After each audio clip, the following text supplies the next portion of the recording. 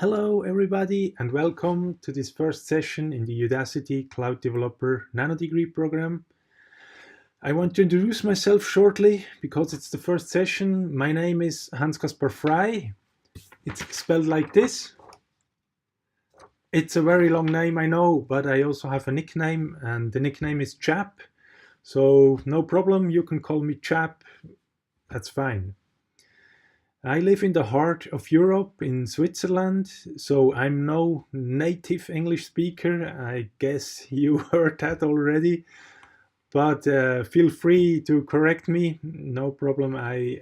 If you don't understand something, please send a message to me. I'll try to explain it better, and I hope to improve my English skills with this mentorship too. So I learn from you, and I hope you learn also from me. That's a win-win situation, as we call it.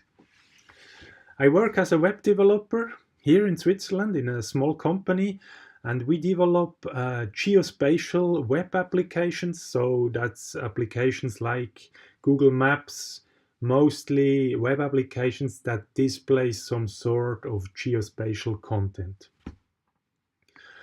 In my free time, when I'm not working, I try to be outside as much as possible. I cycle a lot, I run, I'm in the forest, so I'm try to be outside in contrast to my job in the office. So that's short introduction about me. And today's topic is about the cloud computing service model. I know it doesn't sound very interesting at first, but it's a very important topic because every time you implement a new cloud solution, you need to explain your customer or your boss what exactly you need the cloud for and on what level you need the cloud. And for that, you need to know what the different service models in the clouds are.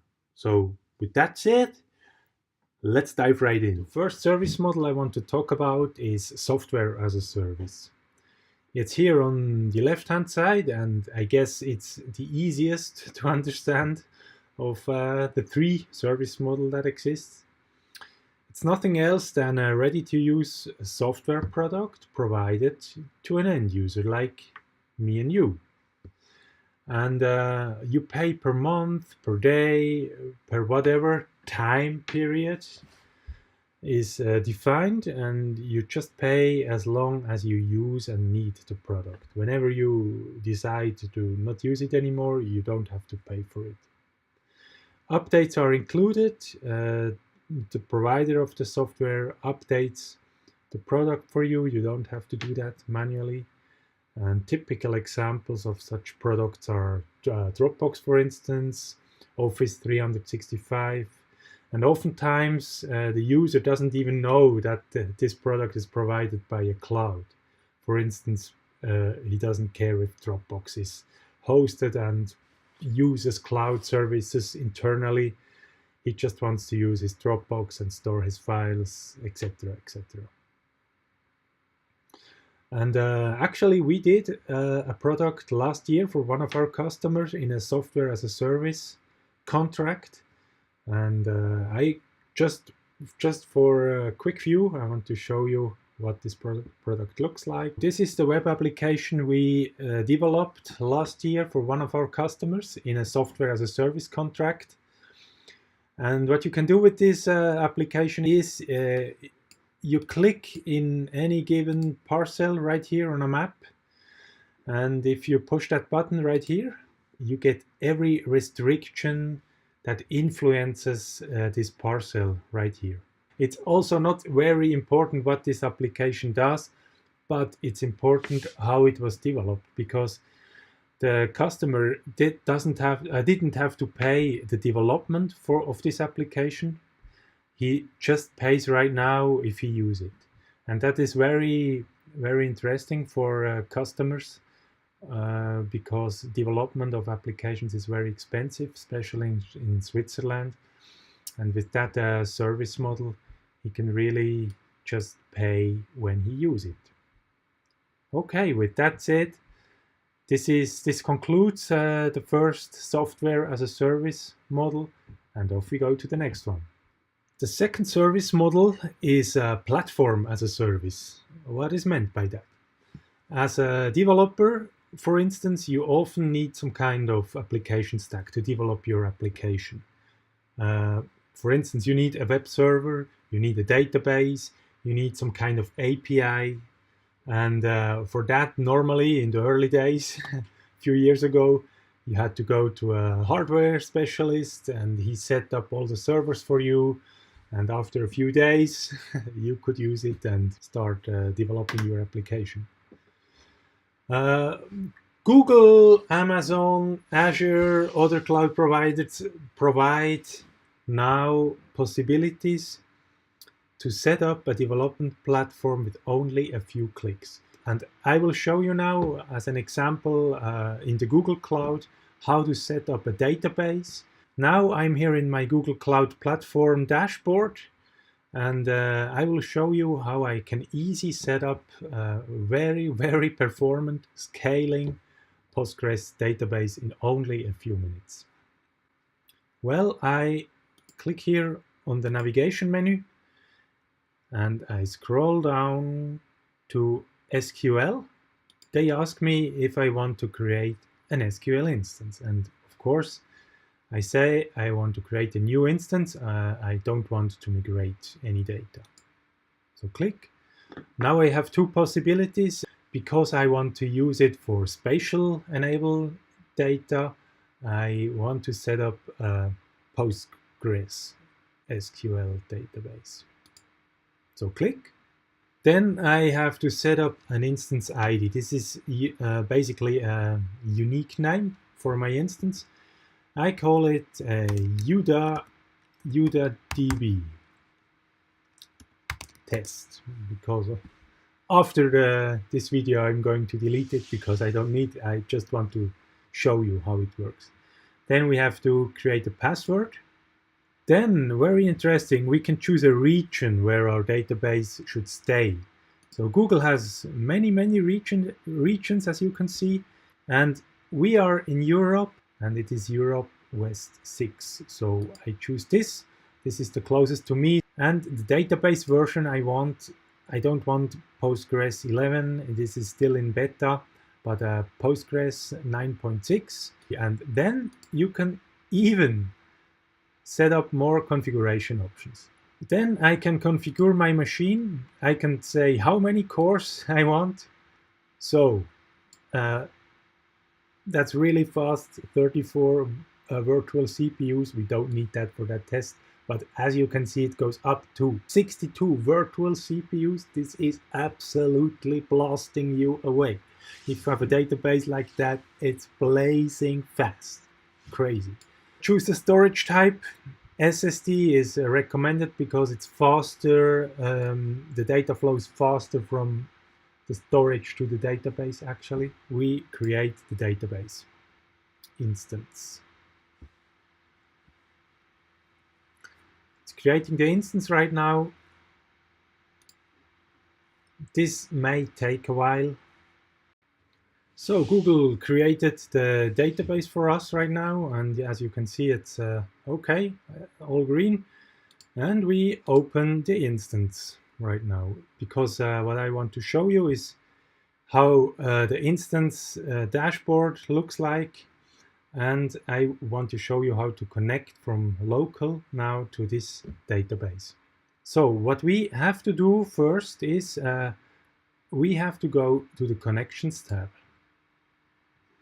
And right here, we see we have a public IP address, but we need to authorize clients to connect to our new database. So I want this local computer I'm working right now, I want to be able to connect to this database from my computer. So I choose Add a Network. My IP address is actually this. So you need to know your IP address, but there are many ways to get that. Okay, that's filled in, so we click Done. and then save. And we go back to overview and copy this public IP address of our database. Then I have here a PG admin client locally on my system. I start it up, and I want to add now a new server to our newly created Google Cloud database. So I create add a new server. Click add a new server, sorry. And then I give it a name, Google PostgreSQL test. I add it to a server group local, give it a background color, and then I have to go to the connection and I paste the IP address, the public IP address, and the password is the password we copied later on. So save. And now here I see under local I have a new database, Google PostgreSQL test, and now I'm in. And this is our Google database we created. Here is the databases container. We can create a new database. Let's say test.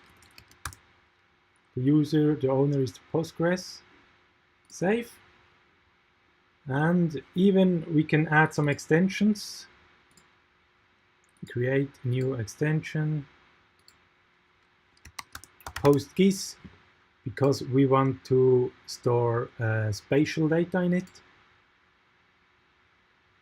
So we add this extension. As you can see, it works fine, and that's really, really amazing because it is so performant. And when we go back to our instance, we also see first activity here, CPU utilization.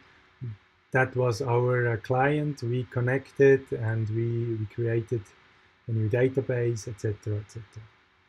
Many applications can be created like this, and especially for developers, this is really extremely valuable. So thank you very much, and off to the third topic. The third cloud computing service model I want to talk about is infrastructure as a service. I remember 20 or 30 years ago, many companies had their own server room, and there were wires everywhere. There was hardware like hard disks. The room needs to be cooled properly. It was really a pain to maintain a server room.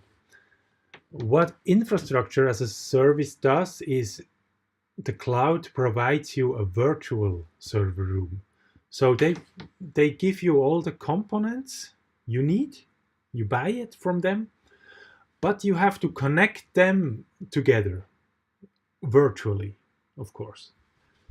So the key is you still need a very specific skills to do that. So you need network architects, but you have to know exactly what you do. That is the key.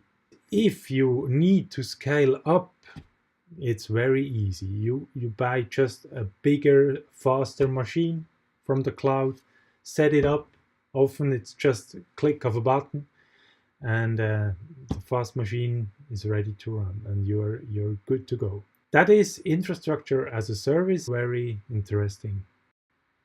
So that was it from our cloud computing service model introduction.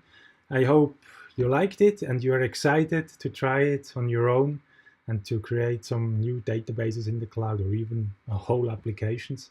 Have a good time. Bye bye.